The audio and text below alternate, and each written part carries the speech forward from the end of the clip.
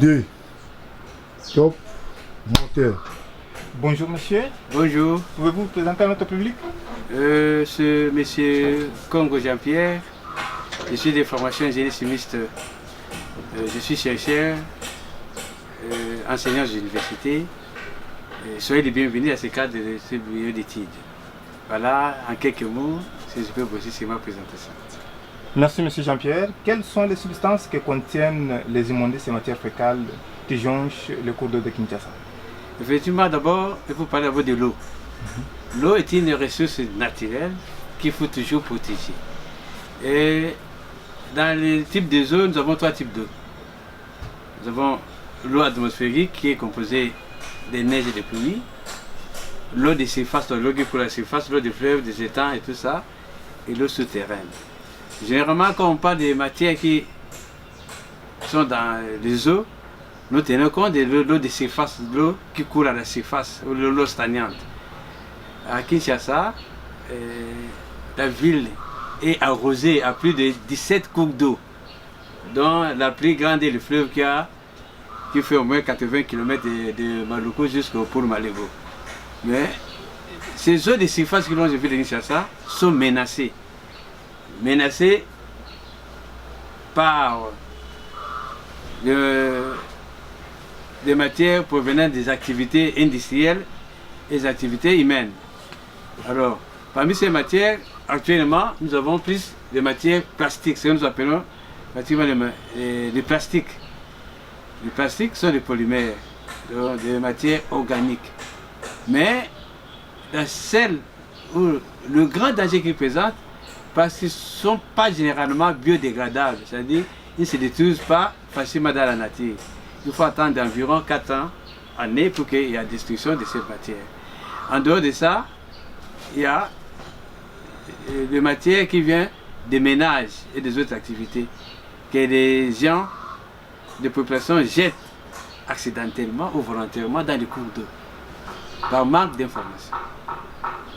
Si on peut donner ces analyses, très souvent sur les matières organiques, généralement, c'est-à-dire des matières qui sont composées de carbone, d'hydrogène, d'azote, de l'oxygène, et aussi ce qu'on appelle des résiduels industriels, qui sont des activités industrielles qui peuvent venir des industries chimiques, nous avons aussi des matières qui viennent des activités artisanales.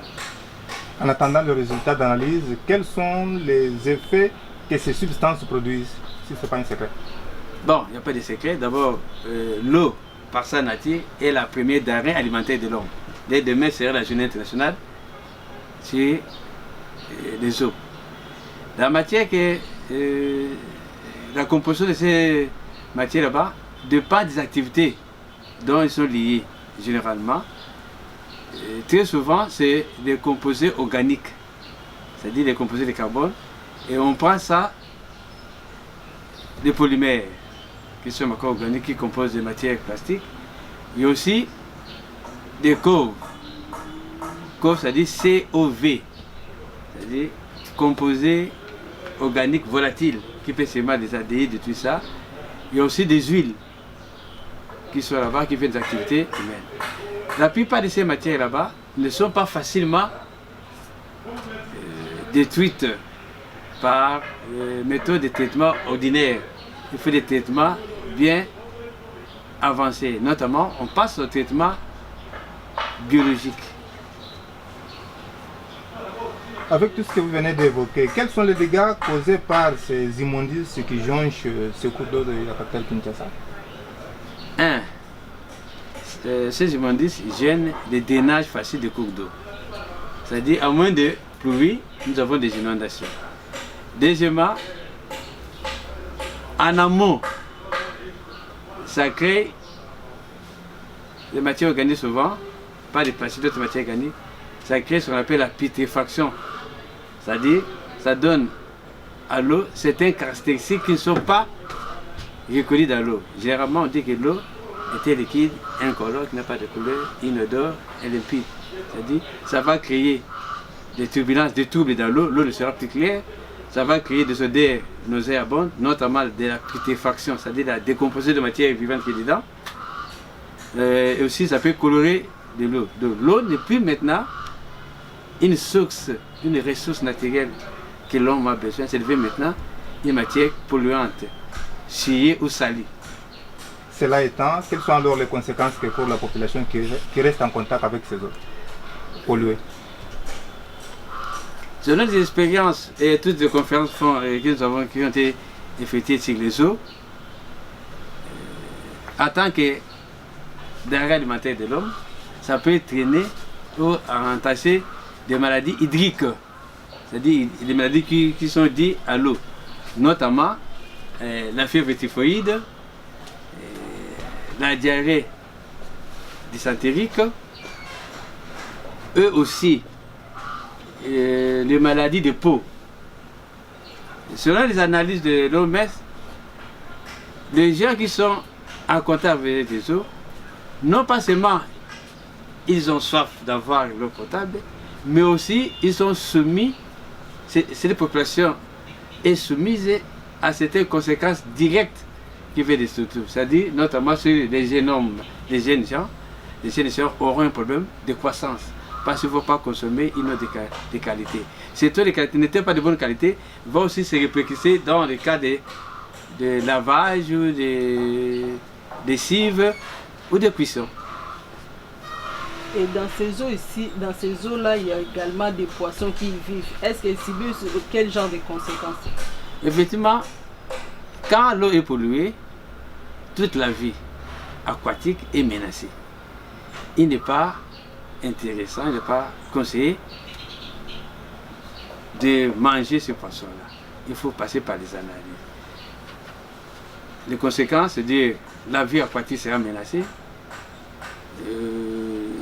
Les poissons qui vivent dans l'eau, comme je vous l'ai dit,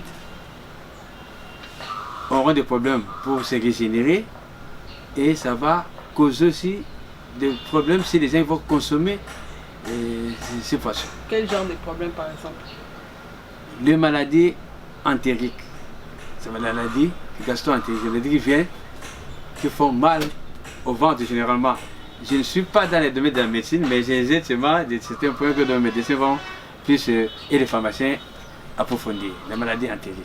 Et parfois, il y a des gens qui brûlent aussi ces matières plastiques dans des eaux. L'effet de les brûler, est-ce que ça pose un problème? Il y a des dégâts sur le plan de l'environnement? Effectivement, si la destruction de matières plastiques, des déchets de matières plastiques, des déchets, c'est-à-dire quelque chose qui n'a plus la valeur ajoutée, que sa valeur est négative, que dont le propriétaire veut mettre à l'écart, les problèmes d'incinération étaient parmi l'une des techniques utilisées autrefois.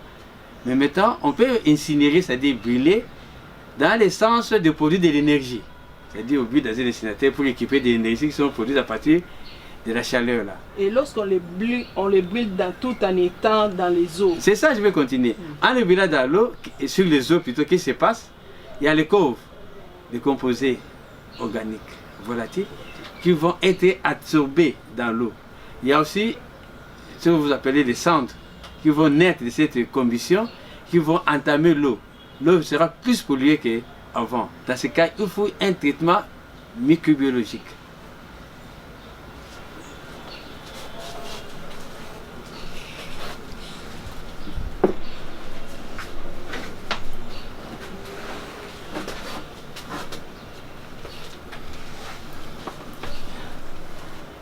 En fait, professeur, nous avons aussi constaté que il y a les riverains qui logent tout au long des rivières, n'ont pas de fosses septiques, et puis ils ont connecté directement leurs tuyaux vers qui se déversent dans des rivières.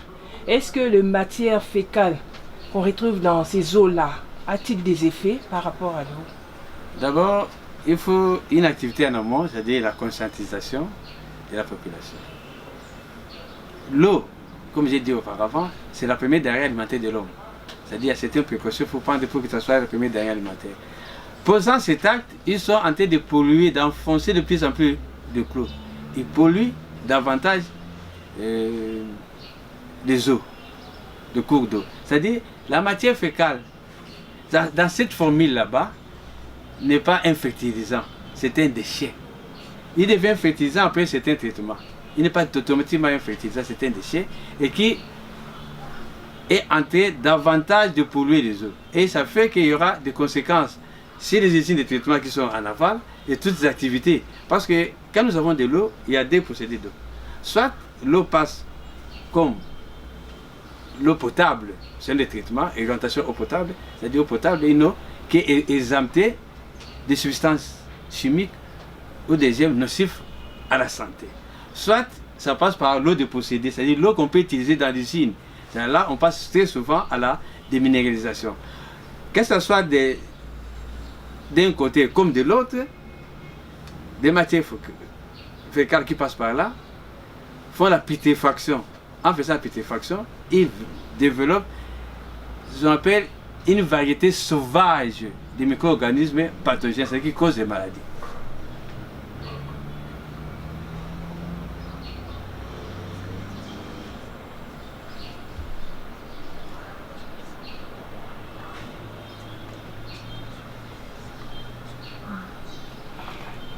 Ok, poursuivant notre conversation, cher professeur, nous voudrions savoir aussi, dans des mêmes rivières, là où on retrouve des matières fécales, et puis on retrouve aussi des gens qui s'y lavent aussi.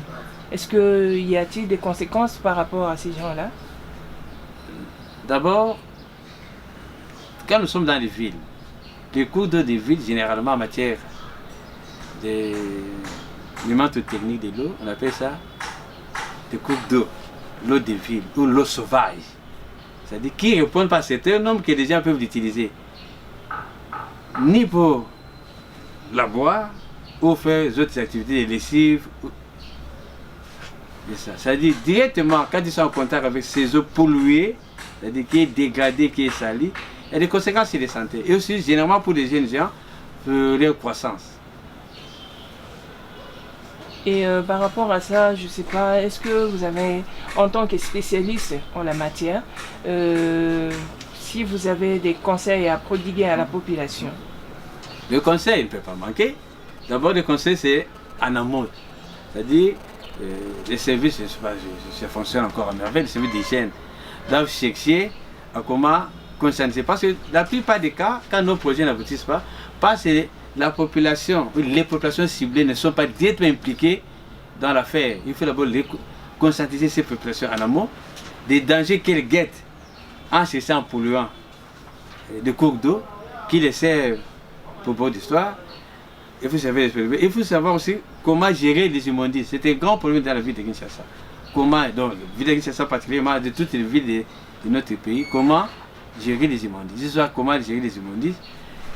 Les techniques, pratiquement des tri, donc on doit trier, recycler, incinérer, communiquer et valoriser.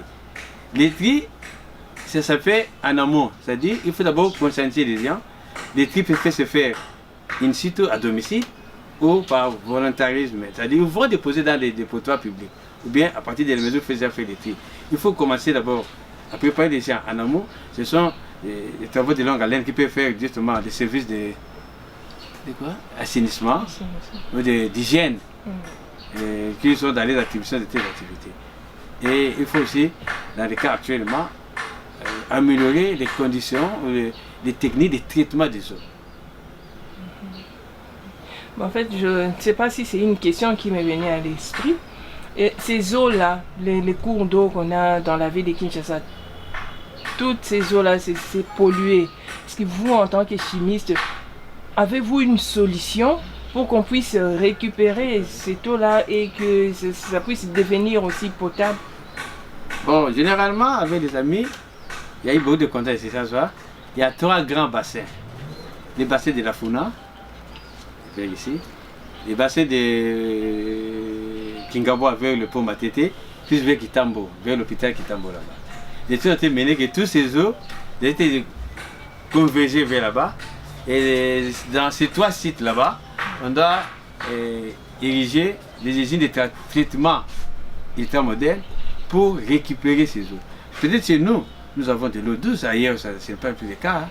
Nous devons faire tout pour récupérer ces eaux et ramener ça à la population. Non pas seulement pour la population, mais aussi pour la vie aquatique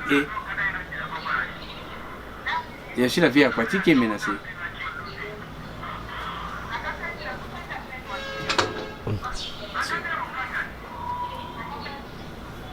Vous avez fini? Si vous avez des questions. C'est bon? Bon, il était en train de parler. Ah, il était en train Non, de c'est parler. pas Continuez donc. Il était en train de Non, parler. en amont, il fait la concentration des populations riveraines qui vivent dans les quartiers, qui ne fassent pas, qui ne s'adonnent pas à ces activités qui est impropre d'abord. En aval, et étant ici, il faut, comme nous avons localisé 3 grands sites ici, 3 grands bassins, les bassins de Kingaba, Volipo, Matete là-bas, les bassins de la Funa